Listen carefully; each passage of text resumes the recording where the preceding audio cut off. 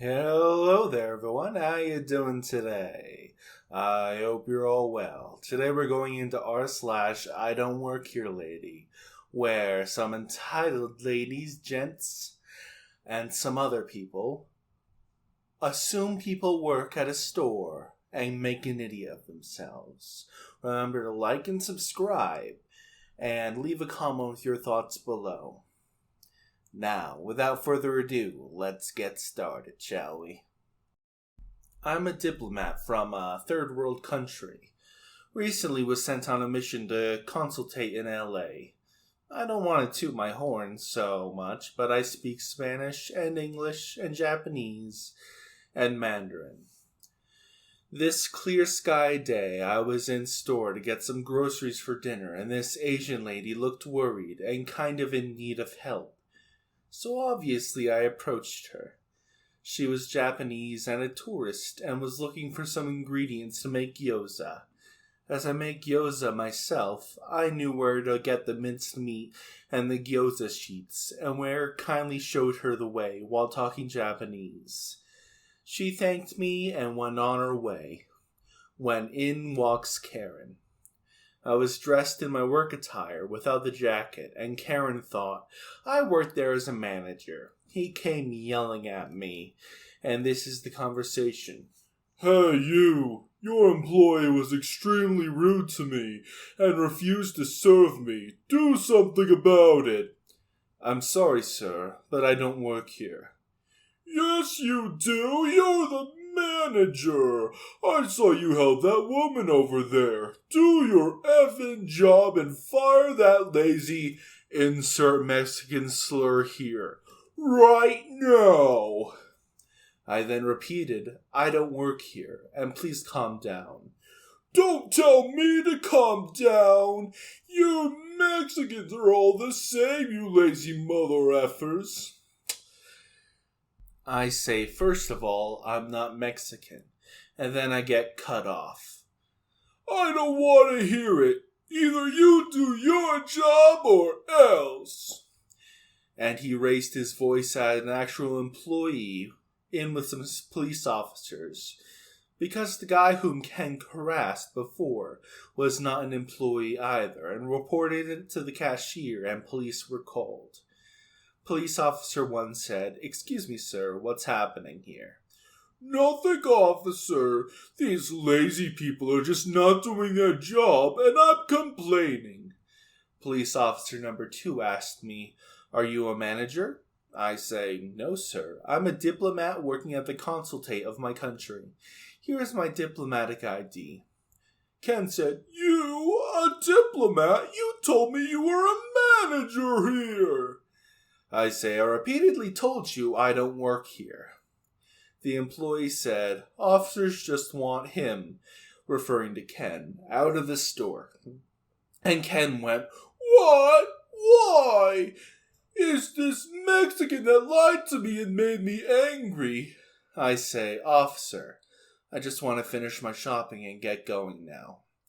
I walked a few meters away from Ken and the police, because his ranting wasn't allowing me to talk with the officer. As you may have understood, I think that man mistook 2 people as employees because of their race. I don't want to have anything to do with him. May I go? Police officers, too, allowed me to leave. I went to buy my dinner ingredients, and I think Ken got banned from the store. A few days later, there was a phone call to the consulate firm from the police to follow up, and that was that. I was surprised how someone could be this dense after me repeating that I did not work there so many times. At least I'll keep helping people if I can, and next time, if there is a next time, I'll just talk in Japanese or Mandarin and pretend I don't understand.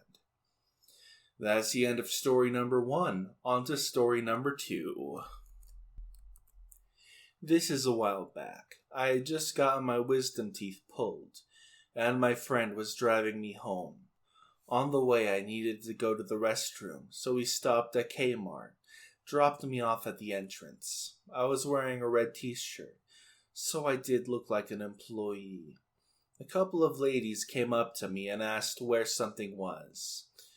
The issue was that during the car trip, my mouth had filled up with blood. I didn't want to swallow it or spit it out the window of the car, or at the entrance of the store.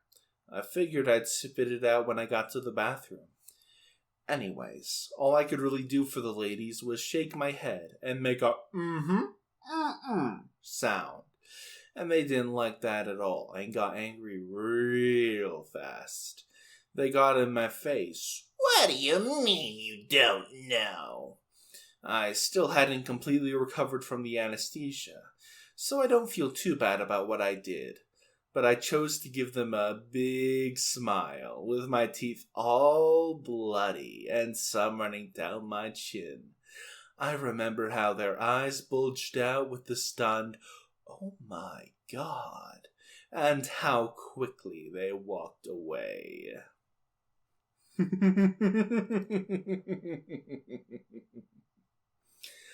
On to the next story.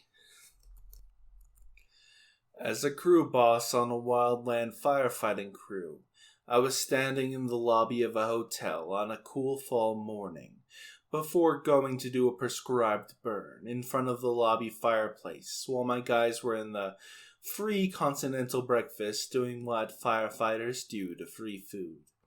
Also in the lobby are a half-dozen corporation types. Nice shoes, smells like money, all waiting for their CEO to come down from his room. I learned from listening that they're here to pitch a new hospital. The boss walks in, and all eyes turn to him. "Morning, boss." He stands next to me, like he has his back to the fireplace.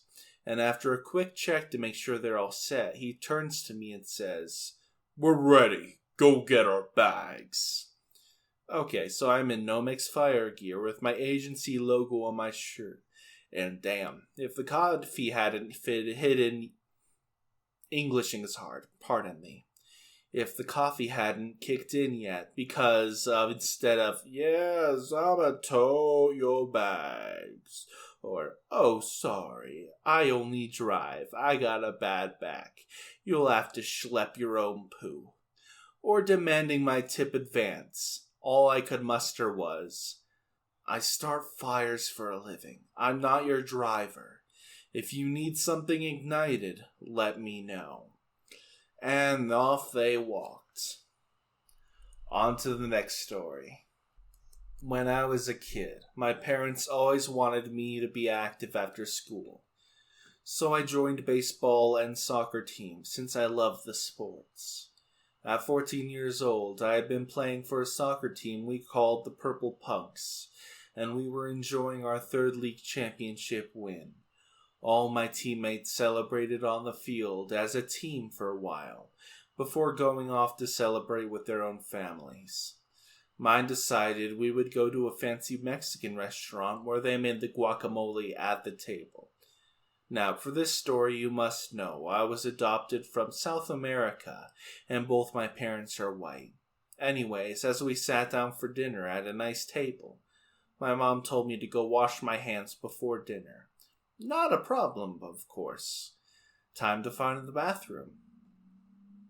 As I was looking for the bathroom, a really old white lady with what I can only remember as a Great Gatsby-era gown was on. She grabbed me tightly by the arm and sternly asked me for more chips and salsa. All I could get out was a, "Huh?" before she cut into me for a couple seconds about being stupid and learning the language. As this went on, I struggled to get my arms away from her, but she kept her talons clamped onto my arm and raised up out of her seat and demanded to see a manager. Now, I don't remember if she was with someone else or not, but once the manager came over to see what the problem was. That's when the two elderly white people came over and told him I should be fired for talking back to the customer. I couldn't believe it. I'm only 14 years old, in a black and purple soccer uniform. I still had my AstroTurf cleats on. Now that being said, if the restaurant had been soccer-themed, I might have understood. But all the waiters were in white shirts and black vests with black slacks. The manager was in a tailored suit. How did she think I was an employee? Anyways, the manager kept telling them that I was in fact a child and did not work for the restaurant. He had to repeat this multiple times and in different but increasing volumes because she would not let go of me.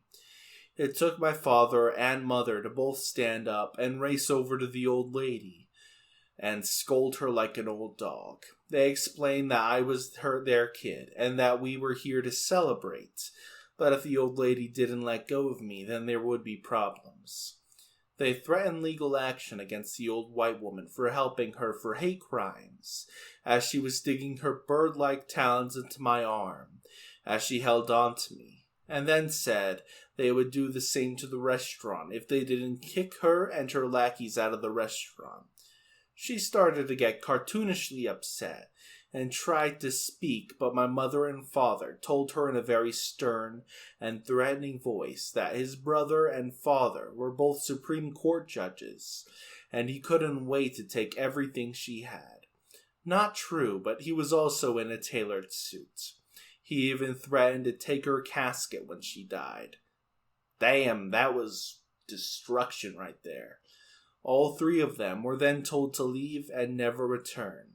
As they left, my father then turned and apologized to the whole restaurant and the staff for the racket and the disgusting display of racism the old lady had displayed. I then scanned the restaurant sheepishly, in fear that everyone hated me for this disturbance. I could only see a few smiles and even heard a few tables clapping. The restaurant offered to cover our meal in fear of legal action, but we paid anyways and left a huge tip. I remember asking my dad why my dad tipped so much, and he said that the staff had probably been dealing with that old lady far longer than we had, so it was only right they got compensation for that. And that's the end of the last story of the day. I hope you all enjoyed. Remember to click the like button, comment your thoughts on today's stories, and to subscribe to the channel. And I will see you all next time.